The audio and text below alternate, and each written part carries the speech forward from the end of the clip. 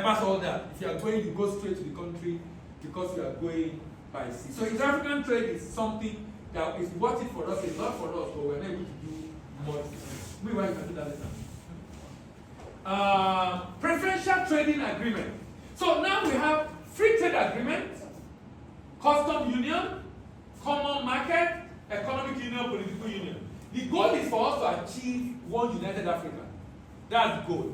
But now we have achieved the first step after preferential trade agreement, which is free trade agreement that enable free trade among African countries. So now this has been achieved and we are moving on, hoping to achieve a custom union eventually and probably a common market where we have single market. No, common market, single market in which I can pick up my passport and fly into anywhere in Africa, just where I can go to West Africa with green passport without visa. To be able to go to every other part in Africa without visa. But here we have single currency.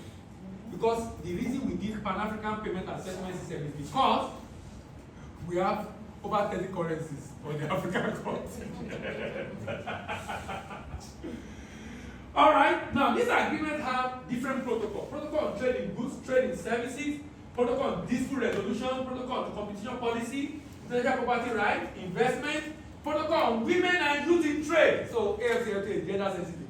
Women and youth in trade and digital trade. You will have heard the Minister of Trade talking a lot about this. Nigeria is championing this actually. Digital trade, because he believes that with the energy of Nigerians and with the law we are doing in the tech space, we might be able to do a lot with the digital space area. But these are all the different coverage of this.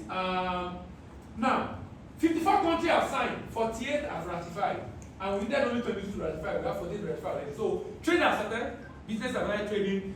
We have not been able to do a lot from Nigeria because of some of the issues I mentioned to you, and the fact that recently the president just signed it into law and it's gazetted in Nigeria. Because before, even though people started trading, they can't enter Nigeria duty free, but now they can enter Nigeria duty free. So you can see only Eritrea is yet to sign. I don't know why they have concern. All other countries have signed. These are the ones that are yet to ratify on the African continent. Why is this important? Look at this chart. You notice something on this chart. You notice that, see where we send our Greek to. Can we put our phone on silent so we can avoid distraction? See where we send our Greek to. Solid minerals. Do you notice something about Africa? Do you notice what we sell under AFCFTA is going to manufacture goods? You know why? Nigeria is number about 15 in Africa as far as competitiveness is concerned. 15 out of 55. As bad as we are, if we are number 15, you can imagine how other countries in Africa are. Do you understand what I mean? So, meaning that they won't buy raw material from us, they will buy finished goods because they themselves are not producing as much. So, any product we use is a potential opportunity in Africa, particularly product that is needed for survival. What do I mean by that? During COVID, what were we using? Drugs, food, and health-related material, drug and the like, food, cosmetics. A number of other sectors went comatose because of that. Because we were only spending money on what is essential to stay alive.